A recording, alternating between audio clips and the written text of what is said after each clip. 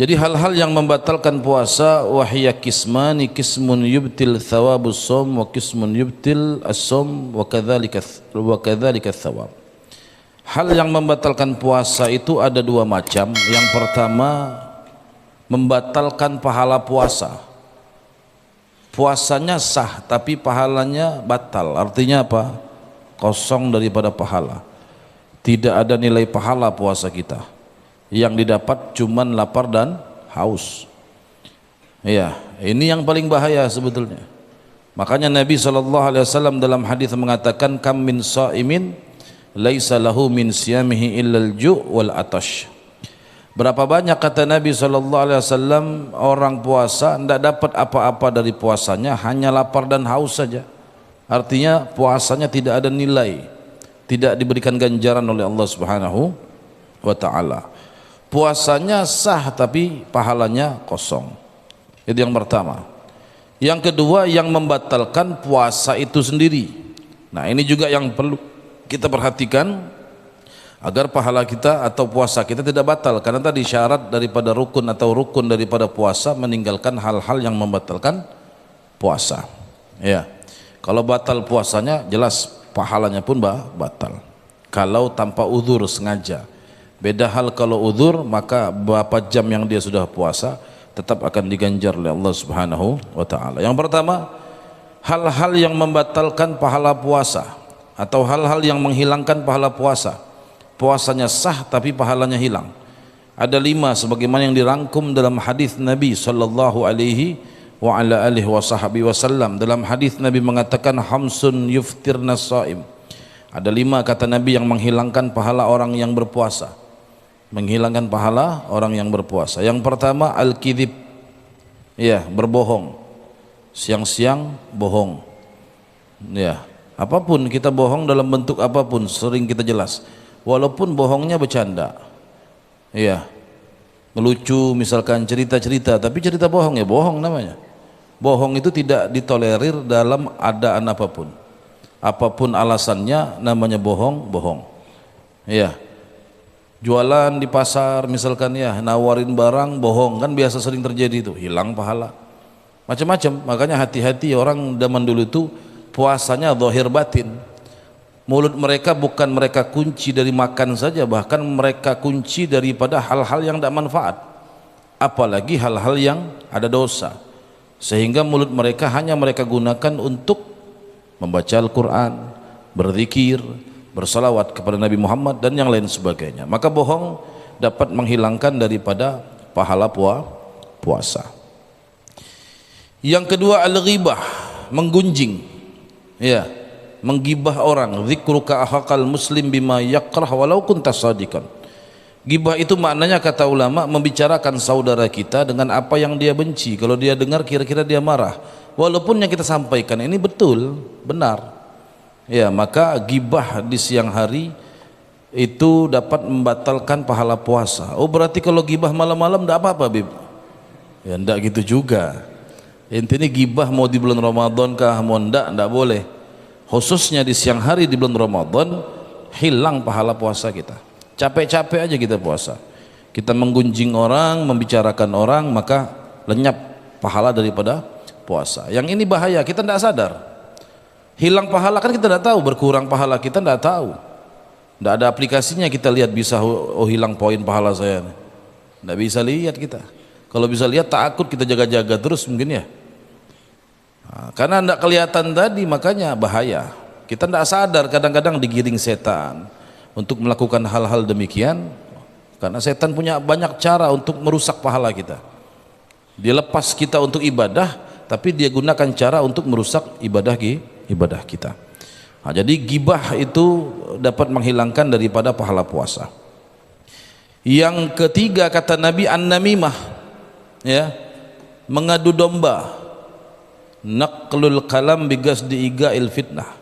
Ya, kalau bahasa kita ngadu domba, ngadu-ngadu domba, ngomong-ngomongin orang tapi omongan si A disampaikan si B biar si B marah, omongan si B disampaikan lagi kepada si A biar si A marah. Akhirnya kan ribut 2 orang gara-gara ngomong sana sini macam-macam.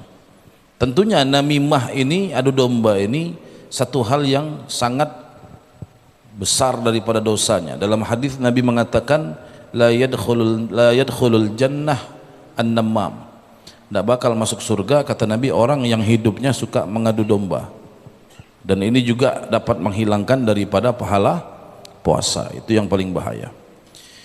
Yang keempat kata Nabi, al-yaminul kadhibah, sumpah palsu. Sama, ini sebetulnya sumpah palsu kaitannya sama bohong. Sumpah tapi sumpahnya palsu, berarti kan sumpahnya bohong. Sudah bohong pakai sumpah lagi. Ya kan orang begitu kadang. Enggak, demi Allah saya enggak ngambil barang itu. Sudah bohong pakai sumpah. Lebih parah lagi nih. Double sudah bohong, sumpahnya palsu. Double dosanya. Maka itu juga dapat menghilangkan pahala puasa. Yang kelima, an-nadhar lima yahrum au lima yahil bisyahwah. Memandang sesuatu dengan syahwat. Mandang sesuatu syahwat. Ngelihat tiang nafsu.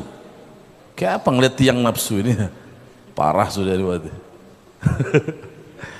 Kalau ngelihat perempuan nafsu normal, tapi kan hilang juga pahala. Kalau ngelihat tiang nafsu aja hilang pahala, apalagi ngelihat perempuan nafsu. Ya. Dan nafsu di sini jangan kita artikan nafsu meningkatkan birahi. Nah, jangan salah.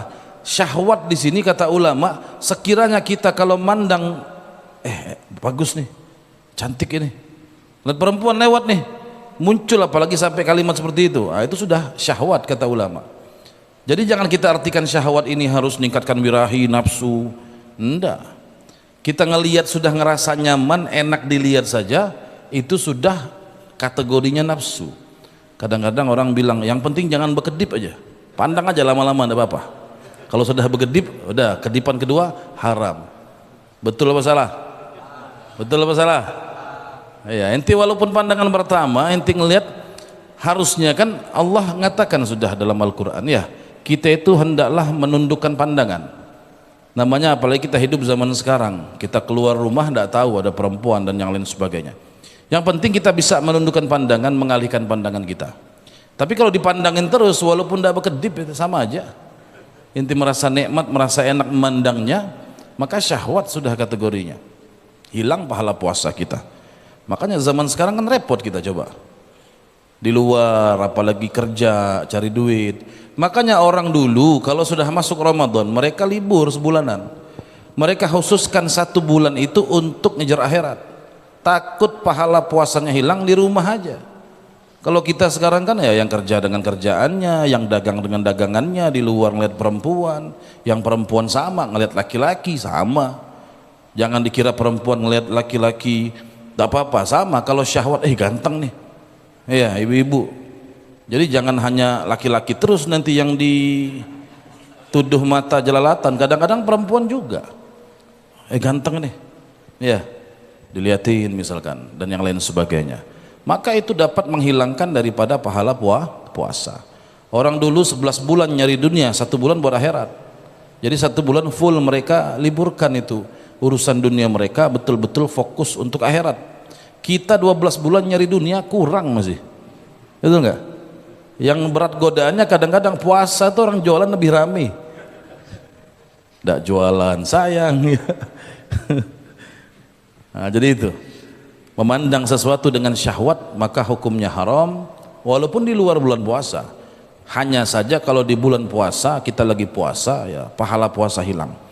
Coba kita perhatikan dari 5 hal tadi ya, bohong, gibah, adu domba, sumpah palsu, sama mandang dengan syahwat. Dari 5 hal yang disebut Nabi, 4 diantaranya itu daripada lidah semua. Betul nggak? Bohong sebab apa? Lidah kan? Namimah, lidah. Gibah, lidah. Sumpah palsu, lidah. Jadi semua itu kebanyakan daripada bahaya lidah. Makanya lidah kita ini yang paling bahaya. Lidah tidak bertulang tapi paling bahaya itu. Makanya dikatakan oleh ulama jurmuha shaghir wa jirmuha kabir. Lidah ini daripada anggota tubuh kita yang kecil tapi bahayanya besar. Berapa banyak sebab lidah itu ya menyebabkan perpecahan. Makanya kata ulama setiap penyakit itu yurja bur'uhu, bisa sembuh iya, tetapi wala yabra bima jarhal lisan, tapi susah sembuh kalau sudah orang itu terluka dengan lidah. dengan kata-kata kita, dengan ucapan kita. Susah sembuh, membekas terus itu. Iya, membekas. Walaupun sembuh tapi bekasnya ada. Suatu-waktu dia teringat, tidak enak lagi hatinya. Kalau kita kena luka, badan kita kena luka, kena sabetan pisau dan yang lain sebagainya, jatuh di jalan, ya seminggu 2 minggu luka kering selesai. Tapi kalau orang itu sudah terluka dengan lidah, itu susah daripada sembuhnya. Makanya kata ulama, bahaya lidah itu sangat bahaya, afatul lisan. Kalau kita belajar ilmu tasawuf, afatul lisan itu paling panjang dibahas ulama. Bahaya lidah itu banyak. Ya, makanya Imam Syafi'i sampai mengatakan, ihfad lisanak ayyuhal insan, la yaldaghannaka innahu thu'ban. Kam fil maqabir min qatili lisanihi kanat tahabu liqa'ahu syuja'an. Kata Imam Syafi'i, jaga lidahmu wahai manusia. Lidahmu itu seperti ular yang berbisa. Kata Imam Syafi'i dalam syair. Berapa banyak orang itu mati sebab lidah? Banyak enggak? Banyak. Tersinggung akhirnya bertimpas, mati. Iya, tersinggung marah berbunuhan, mati. Banyak orang mati sebab lidah. Makanya lidah itu satu hal yang paling bahaya. Kita dengar kisah Sayyidina Abu Bakar As-Siddiq, sahabat Nabi Muhammad. Apa yang beliau kerjakan? Iya, beliau ambil batu, beliau taruh di mulutnya. Kalau ditanya, kenapa kau taruh batu di mulutmu? Kata beliau, untuk menjaga lidah saya. Jadi kalau ngomong yang tidak penting dia diamin. Kalau dia mau sholat, baca Quran atau zikir, baru dia keluarkan. Selebihnya dia diam. Makanya dikatakan idza kanal kalam min fiddah fasukut min dhahab. Kalau seandainya diam itu ibarat perak, maka kalau berbicara itu ibarat perak, maka diam adalah emas. Makanya kalau bini minta emas, berdiaman aja. Diam adalah emas. Istri minta emas, maka siap-siap marah ibu-ibu di belakang kayaknya. Begayaan bu, pulang nanti minta belikan emas. Iya, jadi kalau berbicara adalah perak, maka diam adalah emas. Makanya ada peribahasa as-sukutu salamah. Orang kalau banyak diam itu paling selamat. Orang kalau banyak bicara pasti tergelincir kita punya lidah. Iya, makanya bahaya daripada lidah itu sangat banyak dan dapat menghilangkan daripada pahala puasa kita. Oleh karenanya khususnya di bulan Ramadan kita lebih ekstra jaga lidah. Maka lidah kita lebih baik di bulan Ramadan kita gunakan buat baca Al-Quran, buat zikir, buat sholawat. Itu jauh lebih bermanfaat dibandingkan kita ghibah, namimah, bohong dan yang lain sebagainya. Berikut itu 5 ya, itu 5 daripada hal-hal yang dapat membatalkan pahala puasa. Yang kedua, bagian yang kedua yang dapat membatalkan puasa itu sendiri, itu yang ini inti yang kita bahas. Ini yang perlu kita hindari sehingga puasa kita sah. Karena tadi rukun puasa meninggalkan hal yang membatalkan. Apa saja yang membatalkan puasa? Yang pertama ar-riddah. Di sini disebut ada kurang lebih 8 hal yang membatalkan puasa. Yang pertama ar-riddah, murtad. Ya. Wa huwa qat'ul Islam bi niyatin aw qaulin aw fi'lin walau kanat ar-ridda lahdhah wahidah. Murtad itu artinya memutus Islamnya, dia putus dengan sebab niat. Niat mau murtad langsung. Walaupun niatnya itu besok. Saya besok mau murtad, sekarang murtad sudah. Bulan depan saya mau murtad, sekarang sudah murtad. Langsung seketika. Makanya niat itu kan pengaruh dalam ibadah kita. Bukan hanya ibadah, niat pengaruh dalam keimanan kita. Iya. Makanya kita diajarkan untuk selalu memperbaiki daripada niat. Qaul atau dengan kata-kata, ucapan-ucapan yang membuat dia murtad, bahaya. Apalagi zaman sekarang. Makanya kata Al-Habib Abdullah bin Husain bin Tahir, beliau mengatakan zaman sekarang, ini zaman beliau ngomong, apalagi zaman kita sekarang, banyak orang itu tasahul fil kalam, ngomong kadang sembarangan, bahas agama sembarangan, sehingga kadang-kadang ucapan yang dia ucap itu menyebabkan dia murtad, dia nggak sadar. Bahkan kadang-kadang ucapan yang dia ucapkan dia kira itu benar, baik, padahal ucapan yang dia ucap itu kadang-kadang menyebabkan dia murtad, bahaya. Nah, makanya kita kalau bukan ahlinya jangan bicara tentang hal-hal yang demikian. Karena zaman sekarang rusaknya daripada agama, kenapa? Yang bicara kadang bukan yang ahlinya. bukan yang paham, kadang-kadang membahas hal-hal yang demikian. Wal iyadzubillah min dzalik. Hati-hati. Iya, apalagi terkait dengan Al-Qur'an, terkait dengan hadis Nabi dan yang lain sebagainya. Jadi kata-kata itu bisa membuat orang murtad. Au fi'il, atau dengan perbuatan. Iya, sujud kepada selain Allah misalkan, murtad.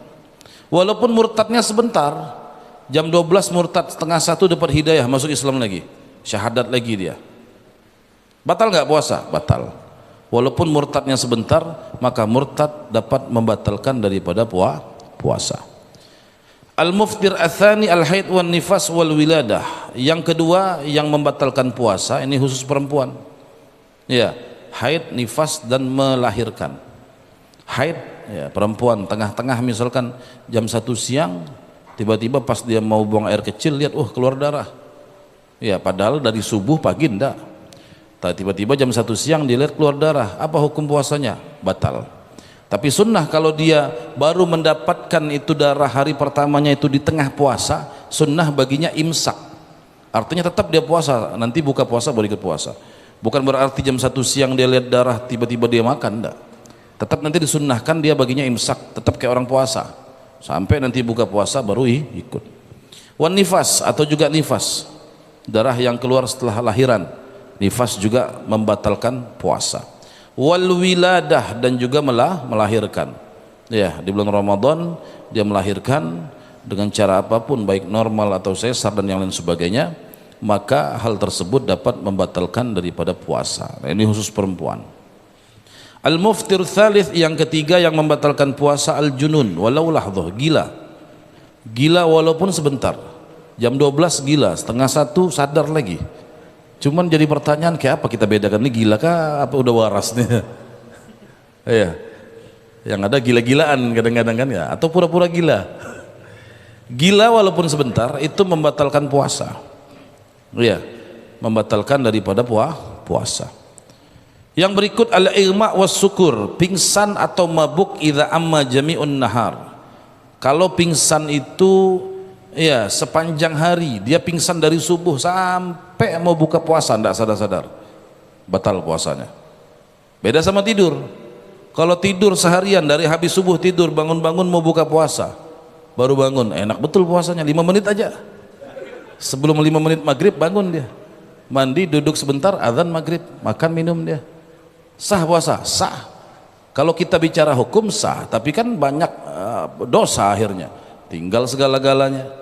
Iya, akhirnya kan tidak ada asar daripada bekas bekas kita puasa itu tidak terasa, laparnya nggak terasa. Karena utama puasa itu rasa lapar itu bisa menghancurkan kita punya hawa nafsu. Tapi kalau bangun 5 menit sebelum maghrib, tidak ada bekasnya sudah, tidak ada rasa lapar sama sekali. Bukan malah hilang hawa nafsu, tambah nafsu. Tambah besar nanti, tambah kuat emosi daripada nafsunya ya. Nah, jadi kalau pingsan sepanjang hari kata ulama, maka pingsan itu membatalkan daripada puasa. Ya. Wa amma idza afaqa walau lahdhah sahha shaumuhu indar ramli. Tetapi kalau dia pingsannya itu tidak sepanjang hari, sempat sadar walau sebentar, puasa sah puasanya. Jam 12 dia dari subuh pingsan sudah, jam 12 sadar, jam 1 pingsan lagi. Ini pingsannya kayak dibikin-bikin nih, nggak tahu tidur kan atau pingsan, sama. Orang tidur kan kayak pingsan juga. Nah, tapi tadi bedanya ya, ini pingsan betulan. Maka kalau dia sempat sadar kata ulama sah puasanya. Tapi kalau dia sepanjang hari dari subuh sampai maghrib tidak bangun-bangun, sampai isya tidak bangun-bangun, sampai subuh besok tidak bangun, cepat bawa ke rumah sakit sudah itu, jangan dibiarkan. Jadi pingsan itu dapat membatalkan puasa jika pingsannya sepanjang hari. Tapi kalau pingsannya tidak sepanjang hari maka sah. Yang kelima yang membatalkan puasa, al-jima, berhubungan badan di siang hari di bulan Ramadan.